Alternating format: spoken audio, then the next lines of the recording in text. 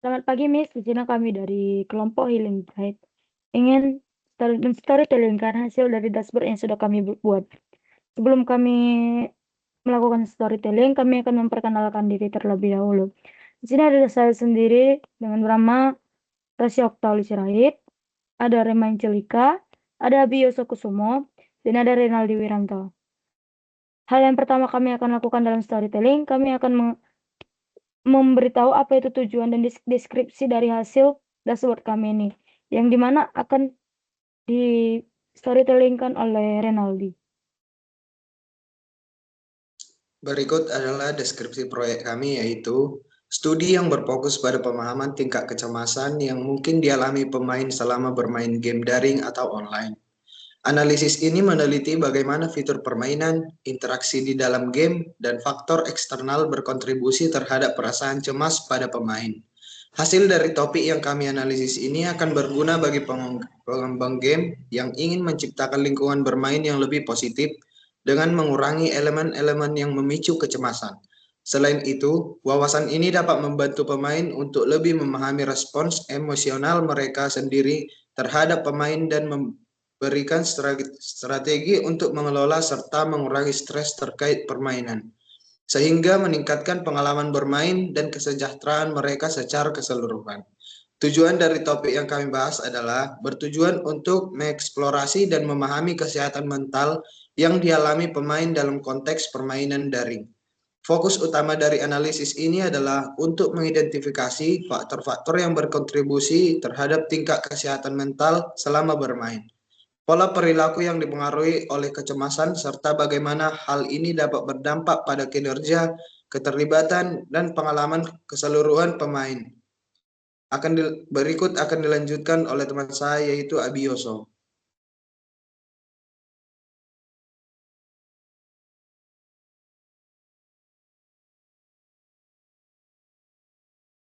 Grafik yang di atas menggunakan tree map untuk menunjukkan jumlah GAD berdasarkan kelompok umur. Setiap kotak mewakili kombinasi umur dan kategori GAD dengan ukuran kotak mencerminkan total nilai GADT. Warna kotak di bagian biru muda hingga biru gelap menunjukkan intensitas nilai GADT. Di mana warna lebih gelap menunjukkan nilai yang lebih tinggi. Kelompok umur 18 tahun memiliki kontribusi terbesar pada nilai GADT, terutama pada kategori seperti signifikan tetapi lebih kecil dibandingkan umur 18 tahun. Sementara itu, kelompok umur yang lebih tua, seperti 22 tahun ke atas, memiliki kotak lebih kecil yang menunjukkan jumlah GADT lebih rendah.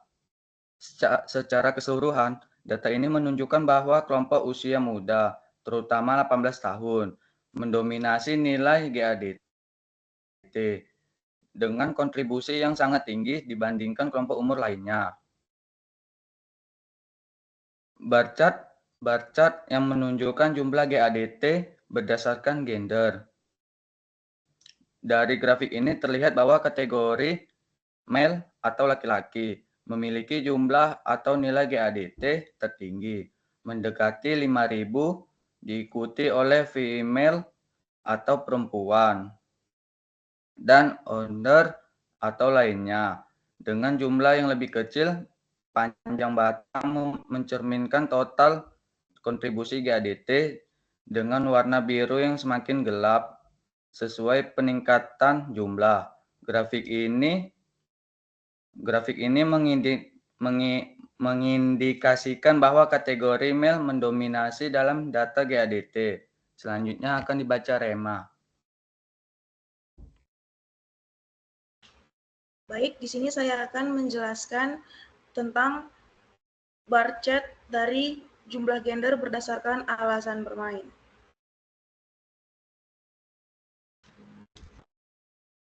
Sebentar. Di sini kami menggunakan bubble chart untuk menunjukkan jumlah gender berdasarkan alasan bermain game.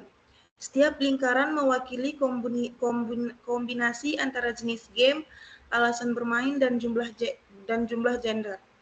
League of Legends menjadi game dengan kontribusi dominan terutama untuk alasan having fun, yaitu sebanyak 4.338 pengguna, improving sebanyak 4.269 pengguna, dan winning sebanyak 1.810 pengguna. Ukuran lingkaran menunjukkan jumlah partisipasi dan warna lingkaran menandai jenis game. Grafik ini menggambarkan bahwa alasan seperti kesenangan, peningkatan keterampilan, dan kemenangan adalah motivasi utama bermain game. Berikutnya kita masuk ke grafik jumlah word berdasarkan wayplay atau jumlah tingkat pekerja berdasarkan alasan bermain. Grafik ini menunjukkan hubungan antara pekerjaan atau work dan alasan bermain game atau wayplay berikut dengan analisis dan kategori alasan bermain. Yang pertama yaitu having fun. Having fun atau bersenang-senang. Di sini yang pertama mayoritas pemain yang bermain untuk bersenang-senang berasal dari kategori NA atau tidak diketahui statusnya dan student of college atau university. Yang kedua, kategori employed atau yang bekerja juga menunjukkan jumlah yang signifikan tetapi lebih sedikit dibandingkan kategori pelajar. Kategori yang kedua yaitu improving atau meningkatkan keterampilan. Alasannya yang pertama, sebagian besar pemain yang ingin meningkatkan keterampilan berasal dari student at college atau university. Yang kedua, kategori employed dan student at school juga memiliki jumlah yang cukup besar. Yang ketiga, relaxing atau relaksasi. Alasannya yang pertama, pemain yang bermain untuk relaksasi mayoritas berasal dari kategori student at college atau university, dan yang kedua, jumlah pemain dalam kategori lain seperti employed dan unemployed relatif lebih kecil. Yang keempat yaitu winning atau menang. Pemain yang pertama, pemain yang bermain untuk menang sebagian besar adalah student at college atau university yang diikuti oleh student at school. Yang kedua, jumlah dalam kategori employed dan NA lebih kecil dibandingkan pelajar. Yang kelima, tren umum yaitu yang pertama student at college atau university mendominasi semua alasan bermain yang menunjukkan bahwa pelajar tingkat university lebih terlibat dalam bermain game untuk berbagi motivasi. Yang kedua, alasan having fun dan improving memiliki jumlah pemain terbesar di seluruh kategori pekerjaan. Baru alasan relaxing dan winning menunjukkan jumlah yang lebih kecil tetapi tetap relevan. Berikutnya akan dijelaskan oleh rekan saya yaitu Rosi. Oke, saya akan melanjutkan apa yang di storytellerkan oleh Rema. Pada diagram ini, kami menunjukkan jumlah alasan utama orang lain bermain game yang dikategorikan ke dalam beberapa motif. Satu ke dalam kategori alasan bermain, yaitu dengan yang ada yang having fun, improving, winning, dengan relaxing. Yang pertama kita akan menjelaskan tentang having fun. Having fun ini alasannya yang paling dominan dengan jumlah pemain yang paling tertinggi dibandingkan dengan kategori yang lain. Kalau improving,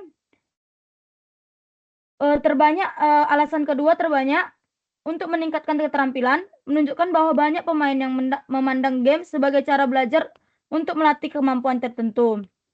Untuk winning, ini ada di urutan yang ketiga, menunjukkan bahwa sebagian pemain memiliki motivasi kompetitif dan bermain untuk mencapai kemenangan. Sedangkan yang untuk terakhir itu, urutan terakhir ada yang relaxing. Di sini, untuk menunjukkan bahwa sebagian kecil pemain bermain game, bersantai, atau melepas stres. Kesimpulan dari sini, kategori having fun dan improving mendominasi alasan utama bermain game, menunjukkan bahwa aspek hiburan dan pengembangan diri menjadi daya tarik utama dalam bermain game. Untuk motivasi seperti winning dan relaxing tetap relevan, tetapi tidak terpopuler dua alasan. Oke, saya akan lanjutkan ini dengan